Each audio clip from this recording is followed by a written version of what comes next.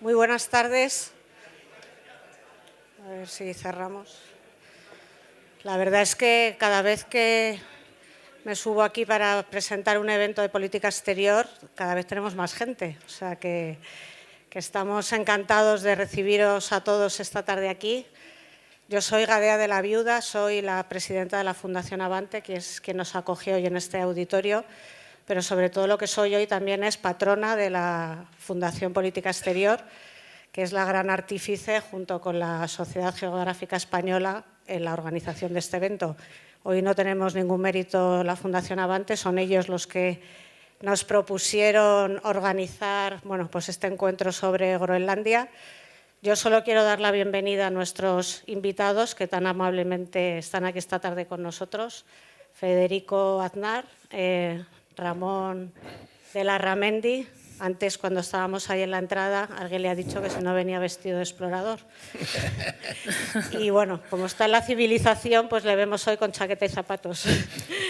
Pero ha estado casi a punto de venir vestido de explorador.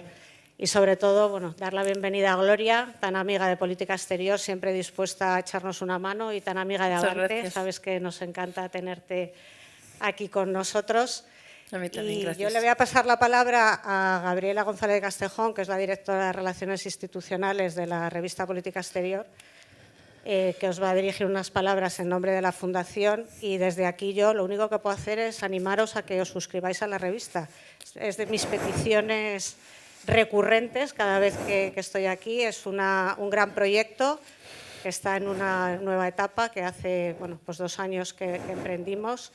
Y la verdad es que hay que apoyar este tipo de iniciativas tan importantes para la sociedad civil y para el conjunto de España. Así que nada, te cedo la palabra.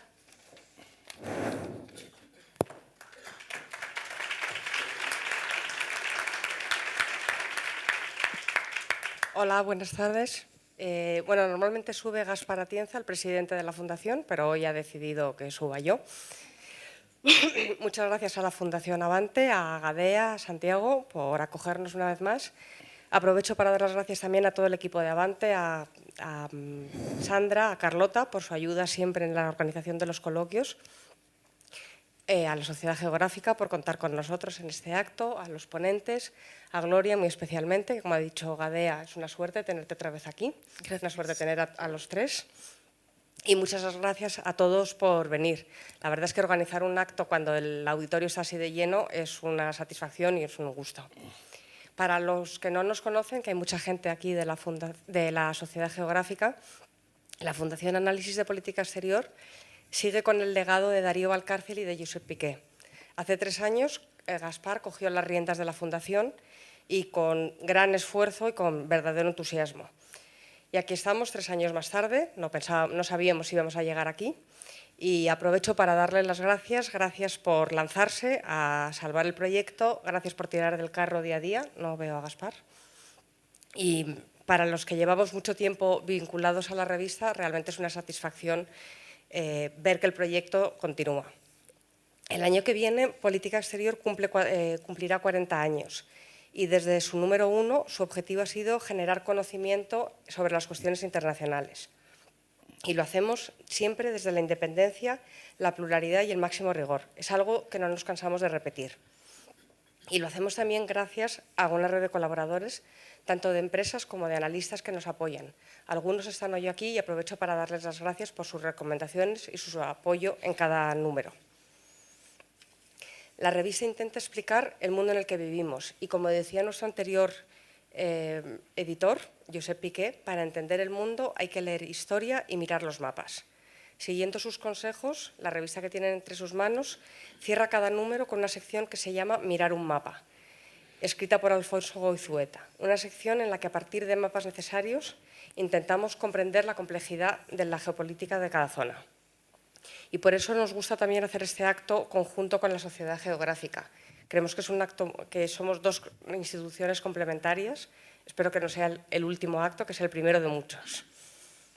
El último número de la revista, que presentamos hace 15 días en este mismo auditorio, se trata sobre Europa, la Europa que hace falta. Les recomiendo que lean los magníficos artículos sobre los retos que tiene Europa por delante para seguir siendo un actor relevante.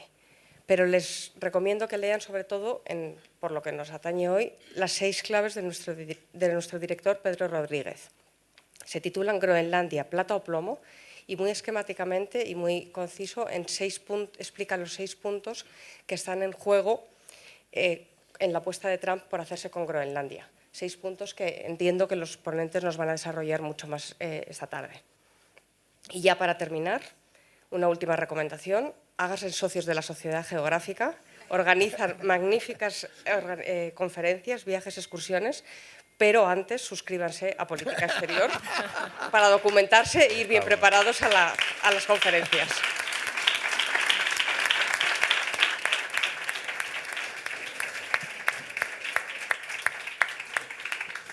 Bueno, gracias, Gabriela. Soy Juan Ignacio Entrecanales, soy presidente de la Sociedad Geográfica Española. Y hacer caso a Gabriela, por favor.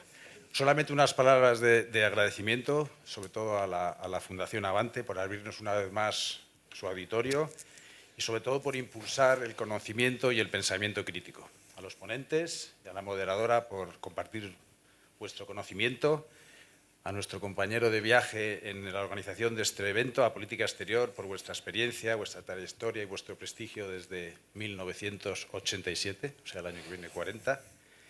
Yo creo que hoy más que nunca necesitamos visión y por eso desde la Sociedad Geográfica apoyamos, premiamos y damos a conocer el trabajo a quienes amplían nuestro conocimiento. Me encantaría que los que no nos conocen se apunten, se embarquen en este viaje que lideramos desde la Sociedad Geográfica para explorar el mundo y compartir su historia. Entren en la página web y no van a salir defraudados de todas las cosas que hacemos. Y además es baratísimo. Me da vergüenza decir lo barato que es. Muchas gracias.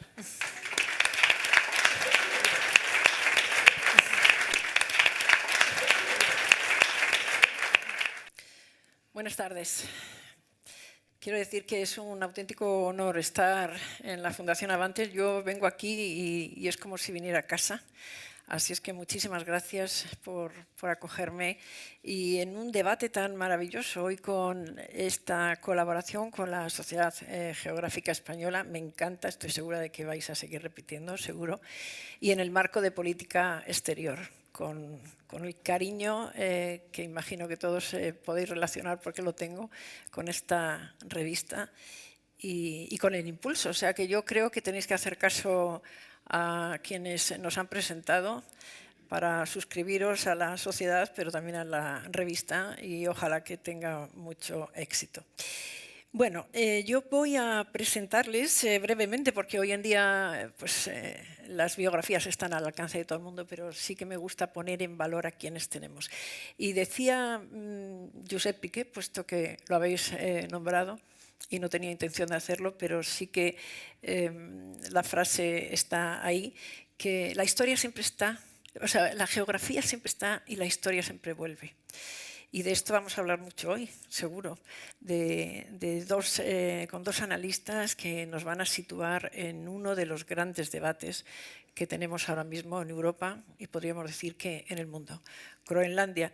Antes, bromeando, cuando estábamos ahí, decían nuestros dos ponentes que quien no habla hoy en día de Groenlandia, que Groenlandia es el tema y que estamos llenos de expertos, pero yo creo que después de escucharles a ellos hoy vamos a saber más y sobre todo vamos a darnos cuenta que los expertos son ellos y por lo tanto hay que escuchar y tomar buena nota de lo que vamos a ir.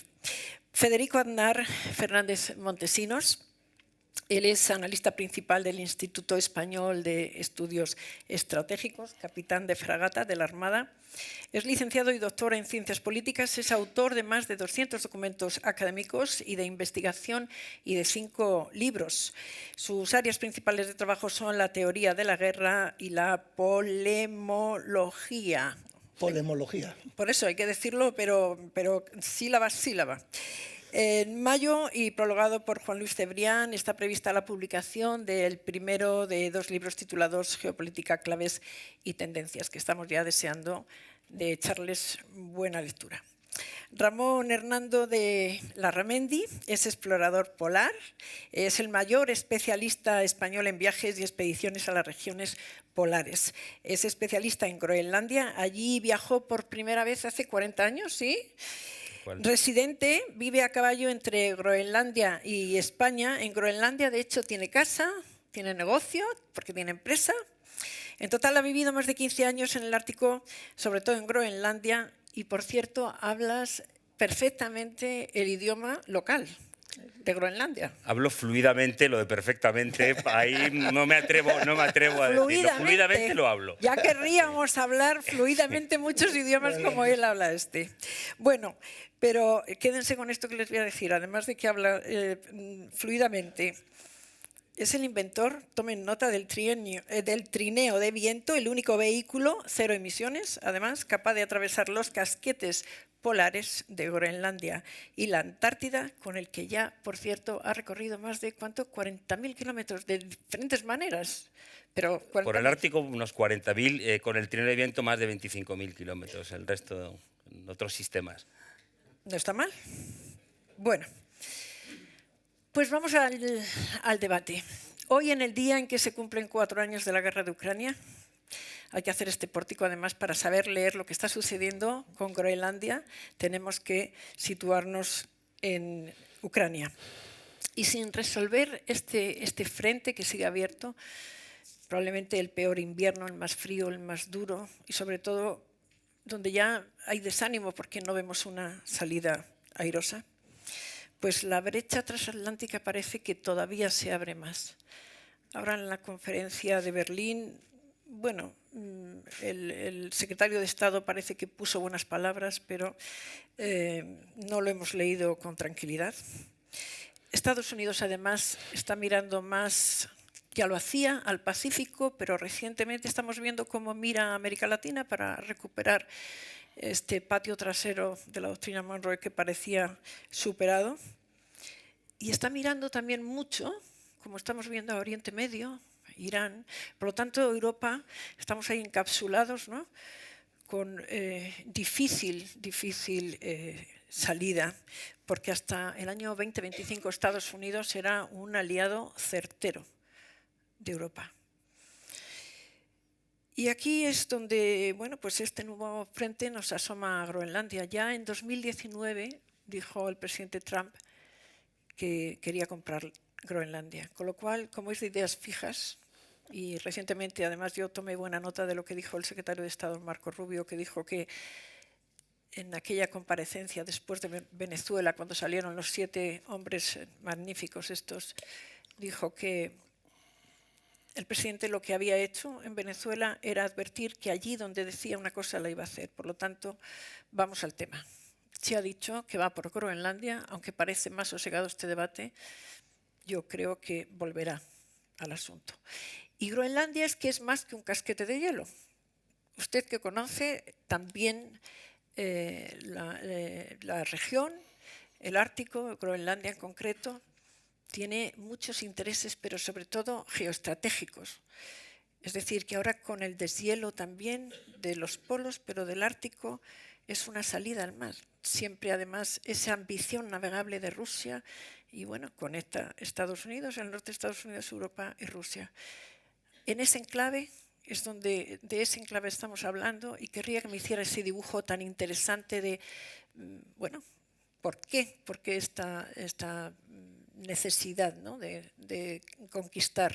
Porque estamos hablando casi de una conquista, Groenlandia. Bueno, Groenlandia realmente es un continente, o sea, es un universo en sí mismo. Es un lugar en una posición estratégica, una posición geográfica que desde el siglo XIX pues, ha estado muy clara de su importancia, ¿no? Obviamente esto no es nuevo, como un poco todo el mundo ya sabe, ¿no? O sea, que viene desde el siglo XIX, ¿no?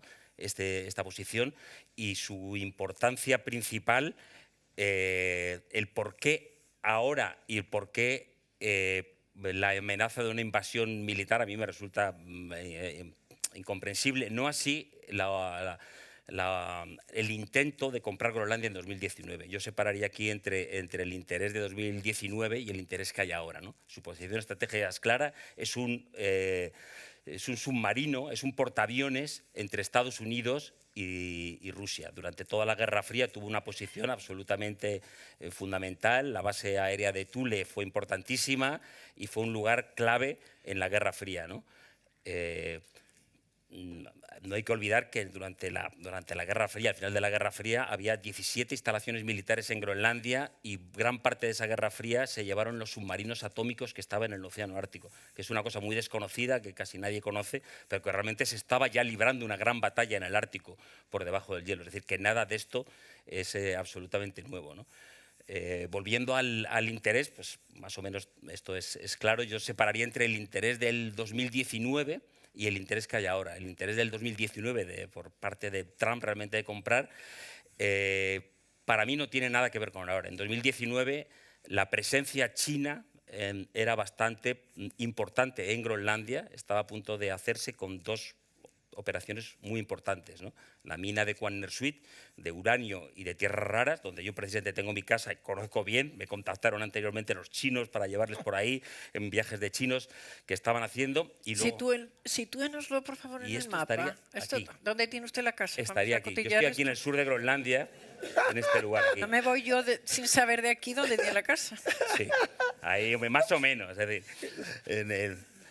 y luego una cosa importante es que estaba el mayor proyecto de infraestructuras de Groenlandia, en la construcción de 3 grandes aeropuertos que son el proyecto de modernización del país. Un proyecto que ha costado cerca de $1.000 millones para un país con un PIB de 3.300 millones de dólares, casi, o sea, una monstruosidad. En España sería equivalente a un proyecto de 500.000 millones de dólares, para poner en relación la importancia. Y Dinamarca pues no estaba por la labor por financiar esto, y de repente China dijo, pues oye, va a ser que sí que nos interesa financiarlo, ¿no? Entonces ahí entró todo este pánico de 2019, se originó por esto, ¿no? Entonces que había como una serie de elementos como concretos, ¿no? Es decir, esto ya desapareció, obviamente eso se fue y el interés es estratégico, pero la parte del Trump 2.0 y el 3.0, que es el que estamos ahora, a mí me resulta misterioso de entender realmente. No sé, Federico puede tener alguna buena aportación. Su visión militar, que además la tiene muy estudiada. Un poco. Sí, bueno, estoy segura. Vamos a ver, Groenlandia tiene 2.166.000 kilómetros cuadrados. Es una superficie muy grande. Es prácticamente la mitad de la Unión Europea actual, de la que formó parte hasta 1985. No fue propiamente un Brexit, pero un país dejó de aplicar el derecho comunitario en una de sus partes, en este caso Groenlandia, y Groenlandia desde entonces se integra en la Organización de Territorios y Países de Ultramar, no forma parte directa de la Unión Europea, cosa que no se dice mucho, pero que hay que decir. Y es una prueba del error estratégico que cometimos en Europa al no prestar la atención debida hacia el Ártico, como debíamos hacer, y que ahora estamos corrigiendo. Bien. Entonces, Groenlandia se encuentra, el Ártico, el mundo ha progresado sobre Mediterráneos y ha progresado sobre el mar. Piensen que el 90% del comercio mundial se desarrolla a través del mar. Empezó todo en el Mediterráneo asiático, de aquí se ve bien, en el Japón, Corea, fíjense qué forma de Mediterráneo tiene. De ahí se vino al Mediterráneo europeo, al Mediterráneo romano, el mar en medio de la tierra, y de ahí se fue al Mediterráneo del Caribe, ¿no? Y esos han sido los centros geopolíticos del mundo, y ahora parece que está volviendo a regresar a su Mediterráneo de origen. Y entonces aquí en Groenlandia ha sucedido varias cosas al mismo tiempo. En primer lugar, el calentamiento climático. ¿Ven ustedes? Esto es el calentamiento. ¿Por qué se calienta más el Ártico que el resto del mundo? Pues se calienta más porque el hielo se funde, deja de reflejar, y el impacto del cambio climático es muy superior al Ártico, y el Ártico se está deshelando hasta el punto de que en 2035 es de esperar que existan mares libres. Entonces, en el Ártico ha pasado una cosa, que es el cambio de status quo. Y el cambio de status quo es fuente de conflictos. Por eso yo me dedico a la polemología. la ciencia que estudia los conflictos, ¿no? Y entonces, esa es una fuente de conflictos, el cambio de status quo. Y luego se ha producido otra cosa que se ha puesto de manifiesto en la guerra de Groenlandia, que es la alteración del orden mundial. En temas, en el ámbito económico y hablando PPA, en paridad de precios, China es el 19% del PIB mundial, según datos del Banco Mundial de 2023. Estados Unidos el 14,8% y Europa el 14,6%. Por supuesto que hay otros indicadores, y no solamente la economía, sino el poder militar y el poder cultural y el poder institucional, y todo eso se suma, pero el hecho cierto es que Occidente ha perdido poder relativo. Eso es lo que ha pasado, eso es lo que está pasando, eso es lo que estamos notando. Piensen que en Kazajstán se reunió el 40% del PIB del mundo, cuando la conferencia de Bandung solamente era el 8% del PIB. Entonces, Occidente, 30 y pico por ciento. Y eso se ha puesto de manifiesto con la guerra de Ucrania. Y el Ártico ha dejado de ser un espacio marginal y ha comenzado a ser noticia. Y todo el mundo se empieza a preguntar, ¿dónde está Groenlandia? Y bueno, por eso está la noticia. Resulta que Groenlandia está en el baricentro del triángulo de la juntura estratégica, que es el Ártico, que es un Mediterráneo que une 3 continentes, Europa, Asia y América.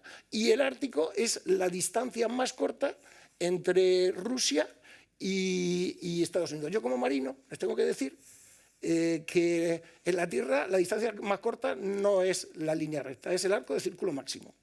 Y el arco de círculo máximo, como muy bien saben los miembros de la Sociedad Geográfica, hace que Rusia y Estados Unidos se encuentren en el Ártico a su mínima distancia. Y ninguno de los dos tiene preparadas las defensas para lo que va a suceder, ¿no?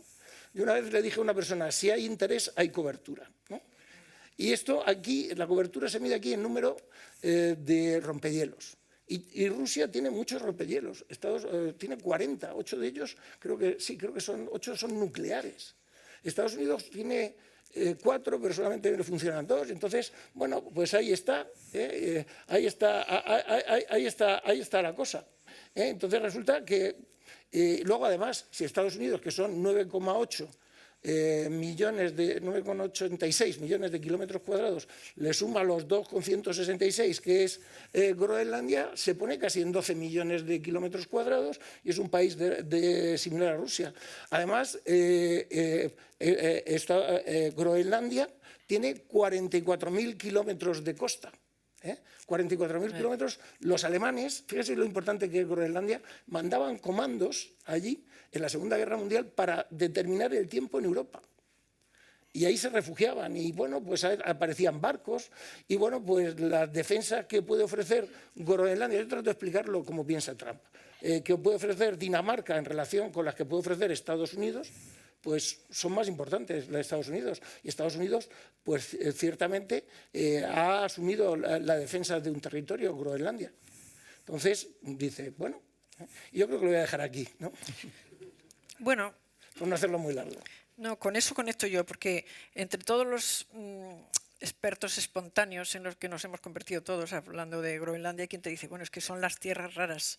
Hay quien te dice, bueno, es que efectivamente es el paso, es la salida al mar que, por ejemplo, Rusia siempre ha ambicionado. La guerra de Ucrania tiene ese trasfondo también, ¿no? Es esa salida también más navegable.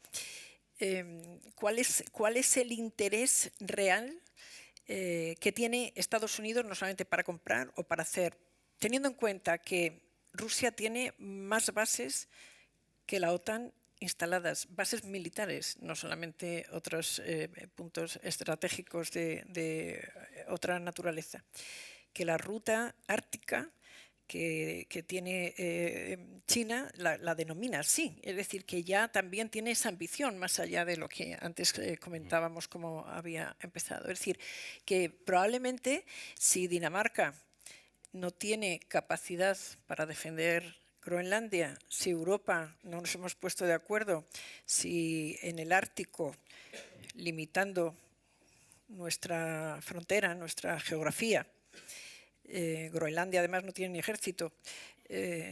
Tenemos a los rusos y a los chinos instalados de esta manera, sobre todo los rusos, pues de algún modo les provoco con esta pregunta. ¿No es legítimo que Estados Unidos diga que hay que defender eso? Bueno, cuando yo antes decía que para mí era un misterio todo esto del Trump 2.0, es porque Estados Unidos ya tiene la defensa de Groenlandia. La ha tenido siempre, nadie ha dudado de eso en ningún momento, y en Groenlandia a nadie jamás se le pudo pasar por la cabeza que su defensa no dependiera de Groenlandia. La base militar de Pituffik, que es una cosa súper importante, en la cual ha trabajado casi toda la gente del país, ha trabajado temporalmente ahí. O sea, es decir, que eso ya estaba. Es decir, no, o sea, nadie lo dudó que las 2 fragatas danesas que hay ahí, todo el mundo recuerda que en la Segunda Guerra Mundial Dinamarca cayó en un día. Y por eso los Estados Unidos tomaron Groenlandia y controlaron Groenlandia durante 5 años. Es decir, que eso ya estaba. Es decir, estaba fuera de discusión, ¿no? Entonces, por eso es por lo que a mí me resulta... La parte de intrigante es con un aliado que no duda de que su defensa depende de ti, que puede estar abierto, igual que hubo 17 bases militares, ahora mismo solo hay una porque después de la Guerra Fría pues querían ahorrar dinero y no les interesó nada, pero no por ninguna otra razón. O sea, que se podía haber hecho cualquier otro tipo de cosa. Alienar a un aliado es lo que a mí personalmente desde fuera, y un poco la percepción que hay en Groenlandia es como que es incomprensible enfrentarte con un aliado que ya daba por descontado que tú eras su defensa y que además tenía una posibilidad, si se hubiera gestionado de otra manera, incluso de haber generado un cambio, porque Groenlandia tiene muchos problemas postcoloniales o de la parte colonial tardía con Dinamarca, y hay muchos resquemores, hay mucho resentimiento, y había una verdadera oportunidad para Estados Unidos para haber seducido a Groenlandia. Es decir, era seducible antes de esto, desde el punto de vista de la gente, de la calle, y de repente lo que resulta incomprensible es enfrentarte con un aliado que no duda que dependa de ti, y a la población que era razonablemente proamericana. Yo nunca escuché a nadie hablar mal de Estados Unidos, todo el mundo tenía buenas... O sea, jamás oí, así como en muchos lugares, todo el mundo es antiamericano, odia a los Estados Unidos, jamás, nunca en Groenlandia. Entonces ahí es donde está la parte de lo incomprensible de toda la estrategia última, digamos, ¿no? Que yo desde luego no acabo de entender, a pesar de las tierras raras y de las rutas de navegación, de la defensa, no lo acabo de entender. Porque además las tierras raras, o sea, que no son accesibles, o sea, son mucho más complicadas que otras tierras raras. No creo que ese fuera el objetivo, por eso yo también les planteaba esa pregunta, ¿no? Es decir, que cuál sería ese interés. Luego vuelvo a usted, pero en su caso, leyendo como se lee allí, y estando absolutamente, creo, todos de acuerdo con el planteamiento que ha hecho, incluso, bueno, porque además tenían un cierto desdén hacia Dinamarca o hacia Europa, claro. ¿Cómo explicamos entonces que sea el interés real si no son las tierras raras? ¿O sí? ¿Allí cómo se lee? O sea, las tierras raras, luego está lo de la minería en Groenlandia, que es, yo siempre cuento que yo fui hace 40 años y me acuerdo perfectamente en la gente hablando, ¿no? Porque Groenlandia va a ser rica, porque tiene unos minerales, por las minería. O sea, yo recuerdo todo eso que me lo contaban y yo estaba ahí, pues será así. Han pasado 40 años y ahora hay una mina sin ninguna importancia en Groenlandia activa, una, que tiene, pues no me acuerdo si eran 22 personas trabajando y que es irrelevante. Es decir, la complejidad de la minería es enorme. Obviamente hay una mina de tierras raras, lo digo, justo en el sitio en el que yo estoy, o sea que lo conozco, vamos, perfectamente, y esa sí es importante, ¿no? Esa es una, pero es una mina muy importante, y otra segunda que sí va a estar en explotación ahora mismo. Pero el problema para las minas siempre ha sido pues los precios de mercado, es decir, Groenlandia estaba intentando que explotaran sus minas desesperadamente, pero no conseguían encontrar quien las explotase porque es que no eran rentables, es decir, que no, por eso que oye, que pongo dinero para explotarlas, Groenlandia encantado, o sea, no tendría ningún problema. Todos han fallado, todos los proyectos han fallado. Intentaron seducir a China porque no consiguieron Occidente. Fueron a China desesperadamente para que invirtieran en Groenlandia para explotar las minas. Los chinos hicieron muchos estudios, hay uno, el de Quannersuit es un caso particular, en el resto no lo encontraron. Entonces, es decir, que bueno, es súper complejo, o sea, que tiene un valor claro y grave, y todo el mundo lo sabemos, ¿no? Los minerales tecnológicos y la importancia, pero tanto para eso tan grande cuesta solamente con pagar las condiciones se puede llegar a un acuerdo económico y hubiera estado encantado Groenlandia sin ningún tipo de problema de resolverlo de una manera mucho más fácil y amistosa, ¿no? Entonces es ahí donde entra mi perplejidad, digamos, por acabar de realmente de comprender el punto último. Racionalmente yo no acabo de entenderlo personalmente. Nos vamos quedando todos perplejos a medida que lo escuchamos, porque efectivamente interpretar ahora al presidente Trump todavía es más difícil, o a los Estados Unidos. Vamos a ver. ¿Cómo lo ve usted? Yo lo veo de otra manera. Yo creo que los intereses de Trump son claros. Lo que pasa es que la verbalización nos hace confundir las formas con el fondo. Y el fondo, en parte, yo creo que el fondo proviene del Deep State. O sea, aquí ha habido una cosa que también se ha puesto de manifiesto en la guerra de Ucrania, que ha sido un tema que se llama misiles hipersónicos. Han habido varios ataques con estos, son misiles que no tienen que salir al espacio exterior, ¿no?, para luego convertirse en balísticos y caer, sino que tienen capacidad de maniobra y van a velocidades muy altas, entonces el tiempo de reacción es mucho más corto. Entonces, tú te encuentras que Groenlandia es una fortaleza avanzada que protege una zona que está muy desprotegida, porque el Ártico está muy desarmado. O sea, en Canadá más del 40% de la población vive a menos de 100 kilómetros de la frontera de Estados Unidos. Está muy desguarnecido. Y Groenlandia se interpone como un bastión a una Rusia dotada de estos misiles. Entonces, ha lanzado el proyecto Iron Dome. El Iron Dome es un cruce, el Golden Dome es un cruce del Iron Dome israelí, que yo he visto, estuve allí en Israel en la primera guerra de Gaza como turista, estaba todo muy barato. Ya aproveché y fui para allá y bueno, pues me pareció una experiencia muy interesante y es un cruce entre el Iron Dome israelí y la iniciativa de defensa estratégica de Reagan, un sistema multicapas, con satélites, una cosa muy compleja y por lo visto carísima. Hablan unos márgenes que van de 175.000 millones de dólares a 2 billones, una burrada. Que vete tú, al final suelen ser las cifras de arriba las que acaban imperando. Y luego, además, hay otra cosa. Está claro que Groenlandia está defendida en su integridad en el territorio americano, pero lo que quiere es integrar la base de Pituffik, que es la antigua Thule, está ya en el Homeland Security. Así podría integrar toda la isla. Y luego hay que pensar otra cosa. Groenlandia es un territorio desnuclearizado.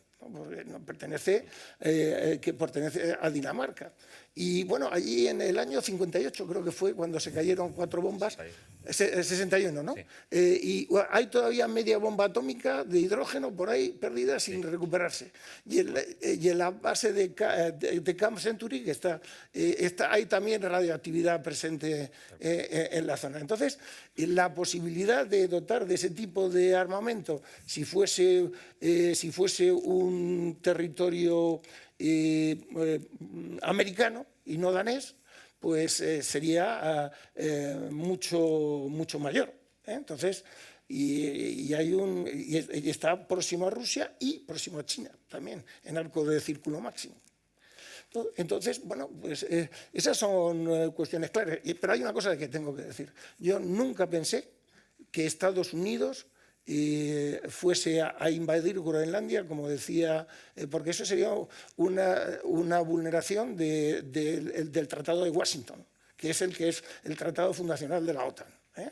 Se llama Washington no por casualidad, como para hacer ese tipo de cosas. Y Dinamarca y Estados Unidos son, junto con otros 30 países, socios de esa organización, que es el único vínculo a día de hoy que une de un modo efectivo Europa y Estados Unidos, porque no nos engañemos, la OTAN es una organización política, con un componente militar muy importante, pero es política, y es el único vínculo. ¿Qué es lo que pasa? Que Estados Unidos se queja mucho de lo poco que ha recibido, pero ha recibido mucho. Entre otras cosas, la capacidad de producir dólares ad infinito, lo que llaman los franceses el privilegio exorbitante. Y si ahora da menos, y te cobra aranceles, pues recibirá menos. Y ese vínculo se va a debilitar. Y esa no es una buena noticia. Y usted como experto dice que Estados Unidos no ha recibido menos. En esa complacencia hemos estado los europeos pensando que dejando territorio, bases, logística, podíamos depositar confianza en el socio que hemos tenido hasta el año 25 con toda claridad y que ahora dudamos tanto de él. No, vamos a ver, es que en el mundo de la complejidad del siglo XXI, la categoría de amigo, enemigo o aliado son categorías líquidas. líquidas. Y yo tengo que decirles que la idea del America First, América siempre ha sido First, el America First lo lanzó el presidente Harding en 1921. Fue para la elección del presidente Harding. Entonces, lo que he sido siempre es el plazo, intereses en el largo plazo. El acortamiento, el FIRST actual quiere decir un acortamiento en esos plazos, porque todos los países actúan en su propio beneficio. Yo sigo confiando y bueno, pues tenemos aquí que el Estado no es solamente su presidente, son muchas más instituciones las que entran en el juego, como creo que hemos visto estos días.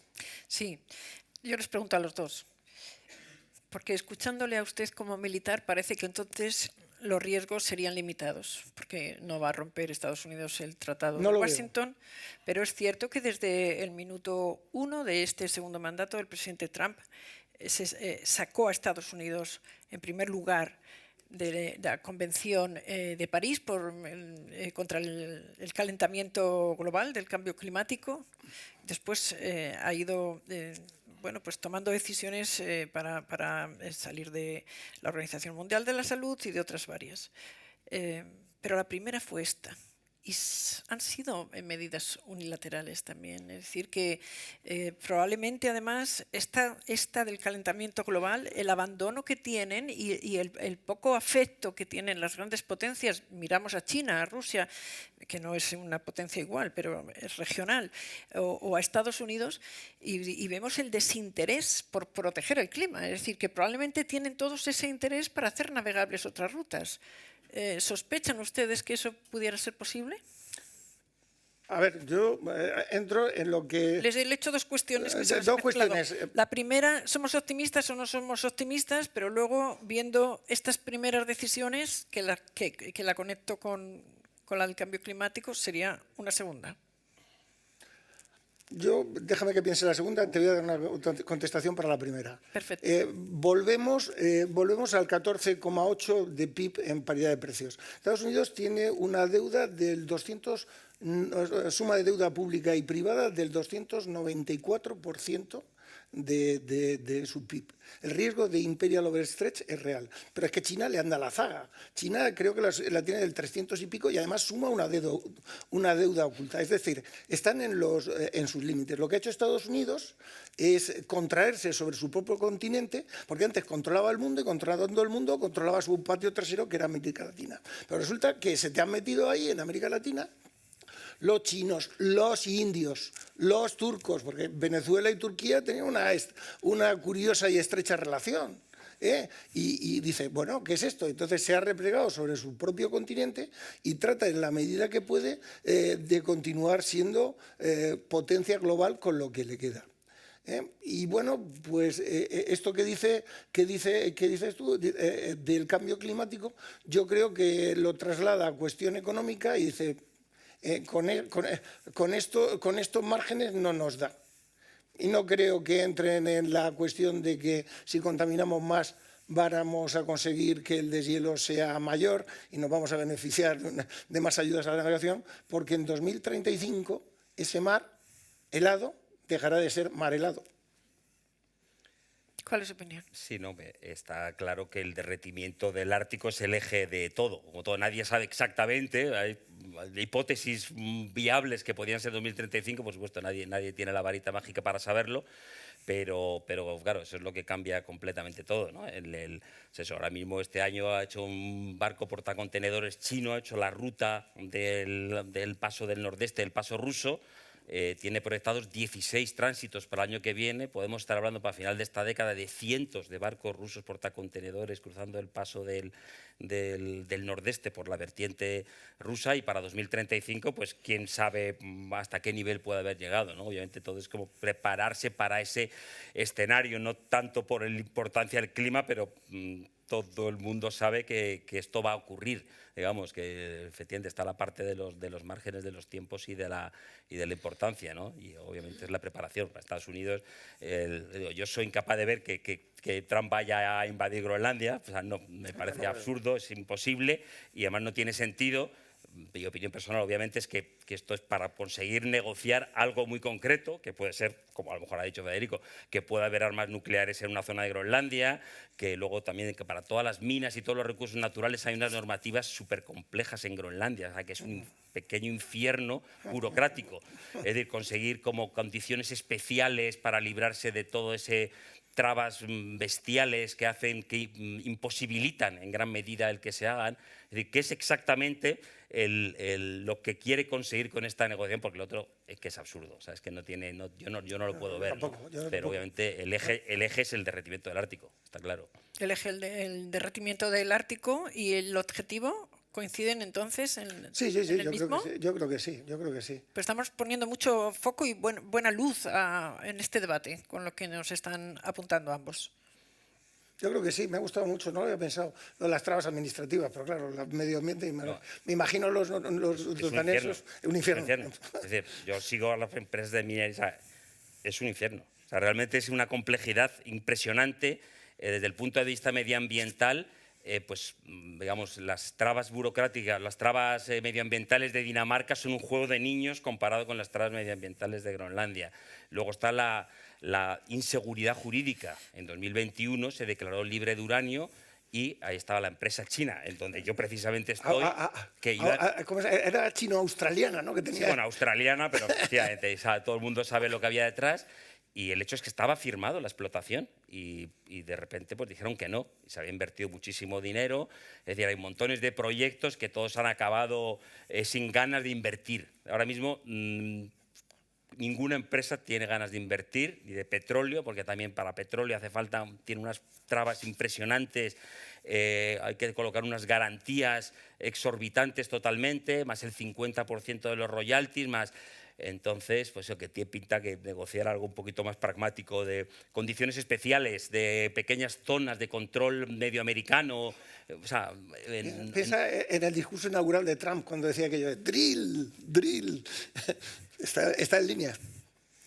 Sí.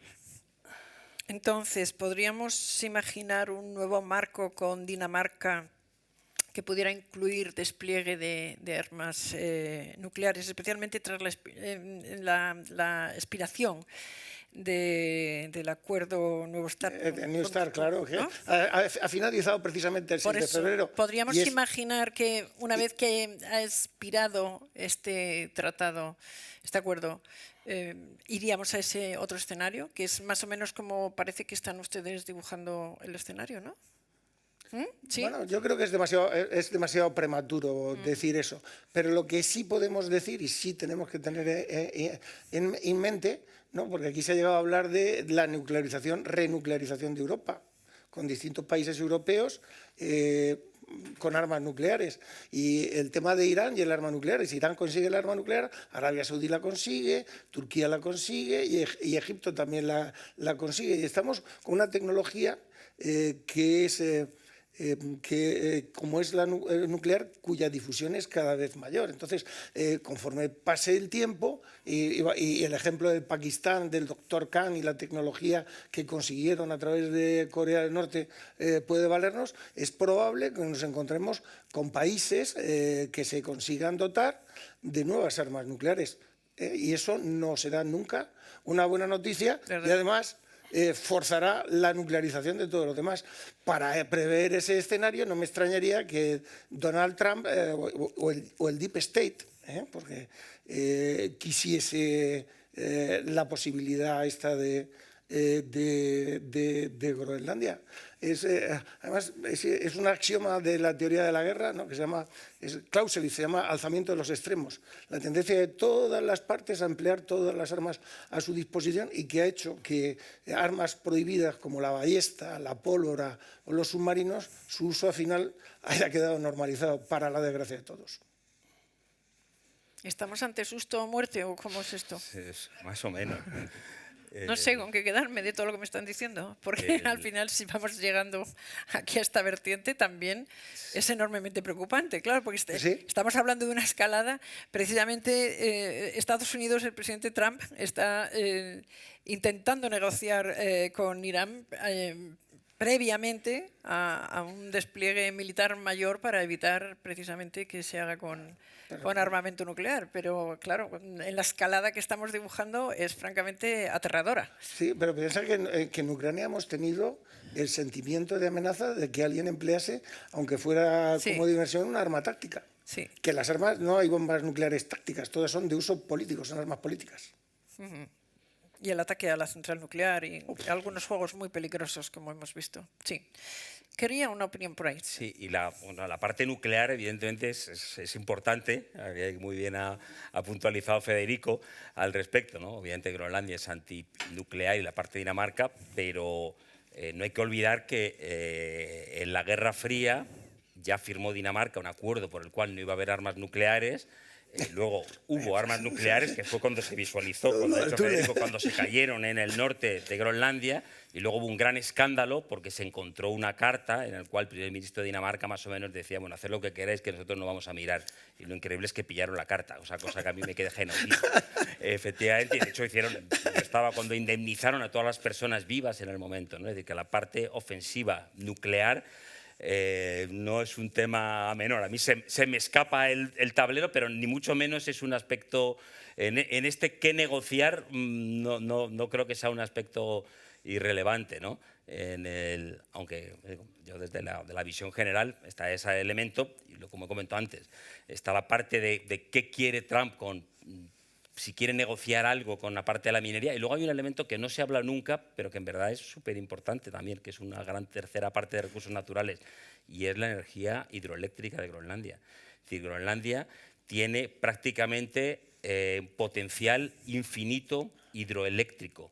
Hay que estar hablando que estamos en momentos de la inteligencia artificial, en que hace falta, hay una demanda de energía absolutamente exorbitante, y curiosamente uno de los asesores de Trump, esto no ha salido en ningún periódico, que a mí me sorprende, en la prensa local ligeramente, en el proyecto en el que están realmente apostando para hacerse con una contrata, es la mayor central hidroeléctrica de Groenlandia, precisamente para inteligencia artificial, que es un megaproyecto, y es un asesor de Trump que está detrás. Yo digo que me sorprende que no hay, porque se supone que tiene un enorme potencial para su industria, inteligencia artificial y de todo tipo, ¿no? Que puede ser otro, no, evidentemente no es la parte principal ni va a serlo nunca, pero otro elemento más al que tener condiciones, lo que hablamos antes de estas condiciones medioambientales absolutamente draconianas, pues a lo mejor es una pata más en el tablero. Lo que a mí me parece evidente es que la población de Groenlandia, bueno, es totalmente pro-danesa. A Estados Unidos no le interesa nada la parte de la gestión de la población de Groenlandia, que es totalmente danesa, y hace 4 días ha visitado el rey de Dinamarca, ha visitado Groenlandia, ha sido recibido con abrazos, por aplausos por las calles. Es decir, que antes estaba en entredicho Dinamarca y ahora mismo prácticamente la gente se le echa a besarles, ¿no?, a los daneses. Es decir, ahora, de hecho, ha habido una polémica justamente de hace 2 días, es decir, de que no sé si ha trascendido aquí en los medios de comunicación, que un submarino militar americano ha emergido a 8 kilómetros de Nuuk. De repente el mundo, bueno, ¿qué hace un submarino americano a 8 kilómetros de Nuuk? La primera pregunta, resulta que había un herido que necesitaba ser evacuado, ¿no? Entonces ha sido llevado a los hospitales de Groenlandia, y ahora la polémica, vamos, del día de hoy, es que Trump ha dicho que va a enviar un barco hospital, digamos, porque los servicios de Dinamarca, bueno, que ha sonado un poco a chiste y demás, ¿no?, en toda esta historia. Pero bueno, la cuestión es, a Trump no creo que le interese nada gestionar a la población no le interesa nada que la gestione Trump, y es totalmente antipopular, pero bueno, hay un punto entre medio entre qué nuclear, minas, recursos, y una separación que a mí me parece clara, ¿no? Y quizás forzar a Europa a que asumamos ya la política de defensa, el compromiso con la OTAN, más que Europa, no como organización que tenga una defensa propia, pero sí el compromiso los países europeos dentro de la OTAN. Quizás sea también una forma de presionarnos, o el resultado quizás de esta situación, desde luego lo podemos leer así, ¿no? Porque estamos un poquito más atemorizados que antes de que este debate se produjera. Bueno, ahí está claro que hay una necesidad. La seguridad es un sentimiento. Uno se siente seguro en los medios más inseguros. Hay gente que se siente completamente segura. Entonces, un sentimiento. Entonces, cuando hablamos de seguridad, estamos gestionando un sentimiento. Piense, por ejemplo, en la Segunda Guerra Mundial. Qué bien que hoy solamente van a caer 2 bombas, decía un londinense. Podrán ir los niños al cole. Claro.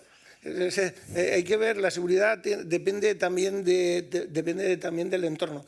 Y está claro que estamos viviendo un cambio de status quo y que eso genera que nuestras certezas se nos van, y eso genera una necesidad de seguridad. Pero la seguridad, el tema de los gastos militares es un tema muy complejo. Nosotros no gastamos de cualquier manera. Nosotros hacemos una estimación de necesidad, hacemos primero unos escenarios, después unas necesidades para cubrir esos escenarios en términos de capacidades, después hacemos proyectos para ver qué concreta arma, cuánto cuesta y cuánto cuesta mantenerla, porque nosotros hablamos de capacidades. Capacidades no es solo tener aviones, es tener pilotos, es tener doctrinas, es tener aeropuertos, es tener combustible, es tener logística, es tener portaaviones, y son cosas muy complejas que lleva muchos años construir. De la misma manera que hacer un ejército europeo es una cosa muy difícil, porque un ejército obedece a una comunidad política.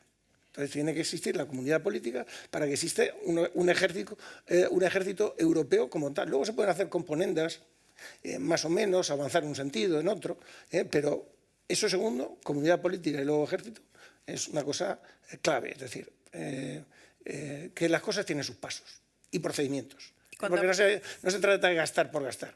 Cuando habla de nosotros, ¿se refiere a los países de la OTAN? De la OTAN, de la Unión Europea, de Occidente. ¿Qué es Occidente? Bueno, Occidente lo ponemos en Estados Unidos, está tan pichi al lado de nosotros. O sea, quiero decir que somos, en ese caso... Pero yo haría la primera pregunta, es ¿qué es Occidente? Integrantes diferentes. O sea, Huntington decía que Latinoamérica no era Occidente, y lo decía y se fumaba un partagás. Decía, no es Occidente porque incorpora elementos indígenas eficazmente eliminados en América del Norte. Eso está escrito. Vamos, eso lo digo yo y a mí me corren por toda la castellana. Pero ¿cuántos tiempos han pasado? Entonces, ¿qué Occidente? Pues somos nosotros. Existe una necesidad de compartir una seguridad.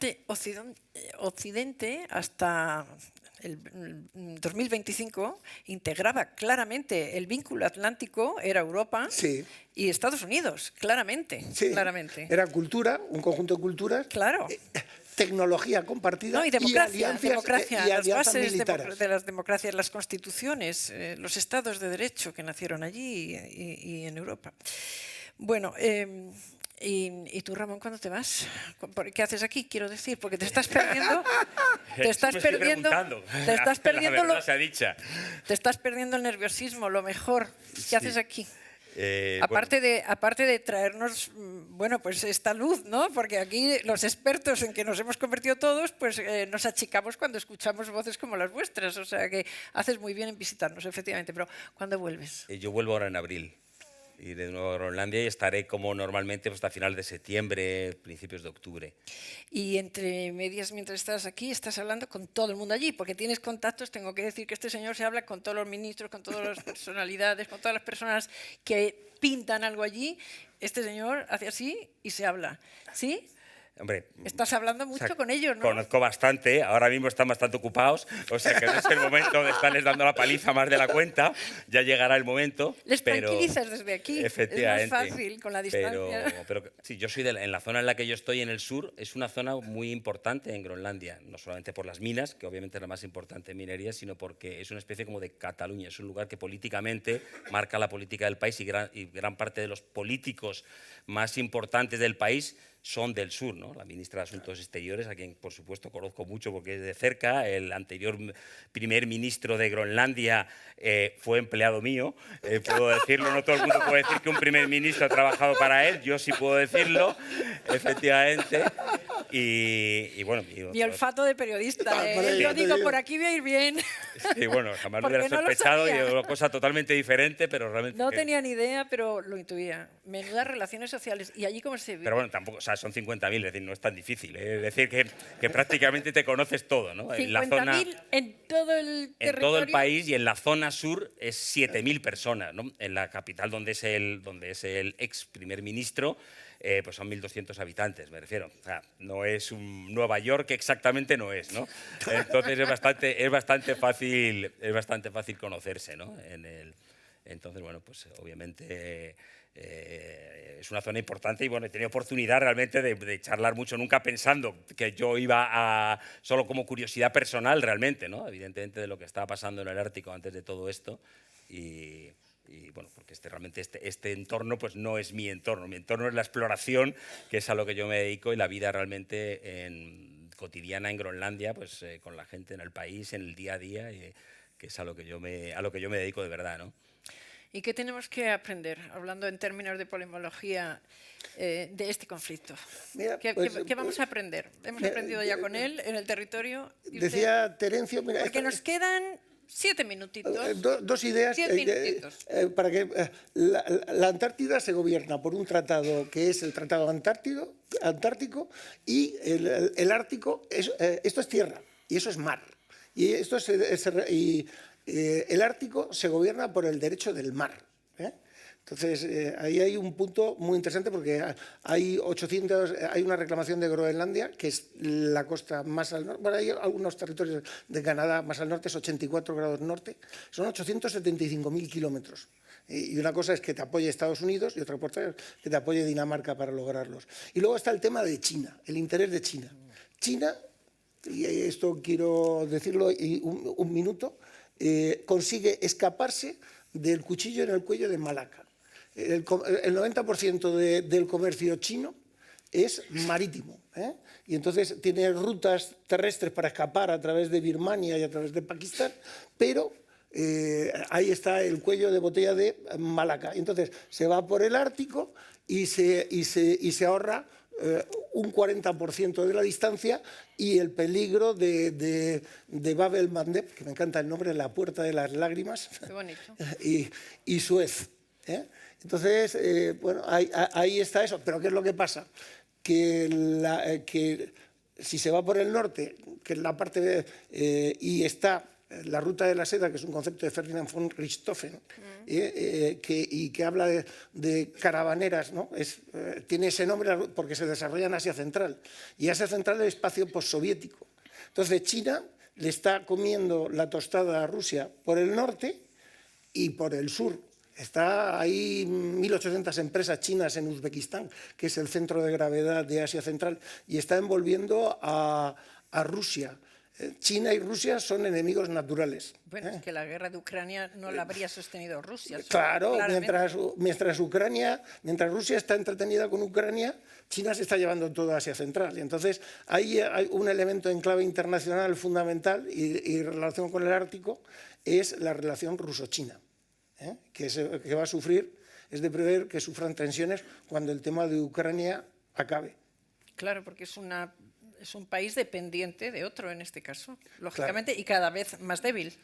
Porque hoy leemos en la prensa que Ucrania ha tenido 600.000 bajas, que es una barbaridad, la verdad. Es que el día de hoy es de conmocionar.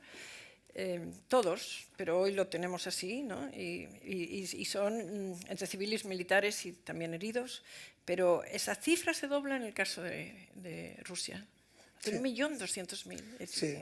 Es una cosa impresionante, es un país cada vez más débil, lógicamente. Tenían unas brigadas que le llamaban brigadas desechables. Qué barbaridad.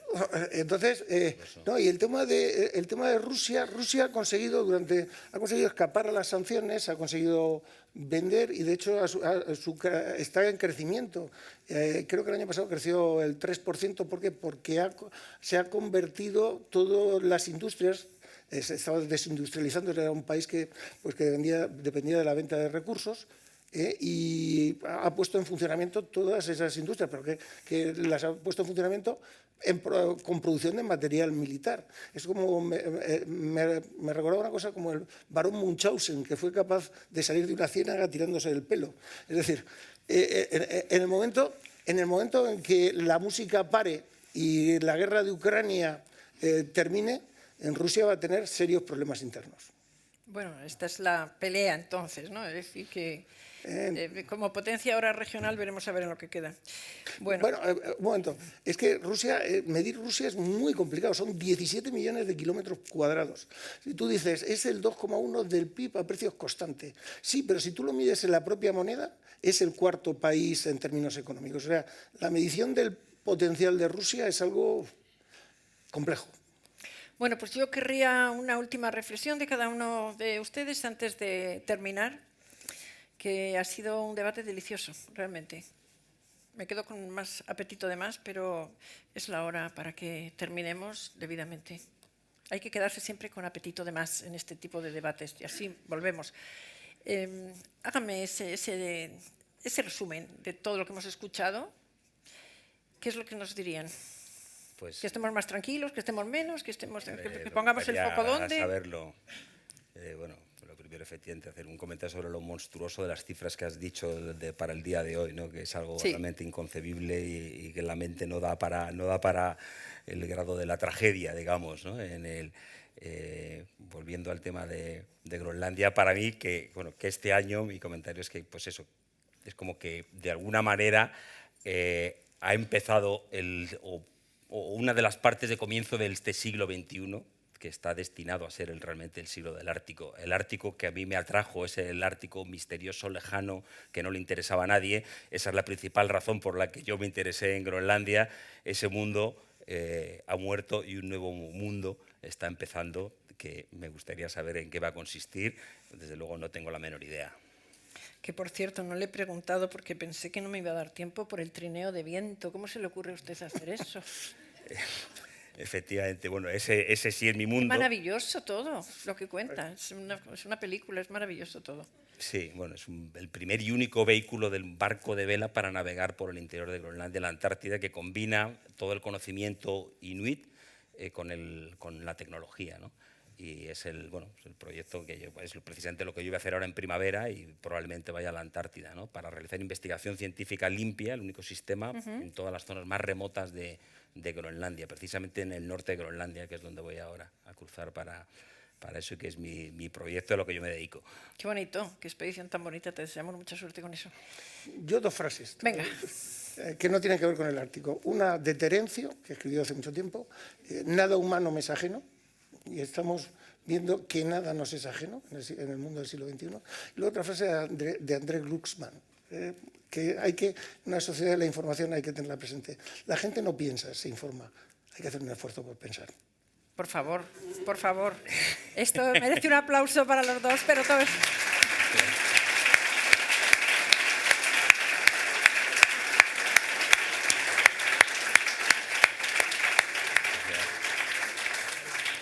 Pues muchísimas gracias a los dos. Sabemos mucho más ahora y hemos aprendido mucho. Así es que vamos a seguir la estela de lo que nos han dicho.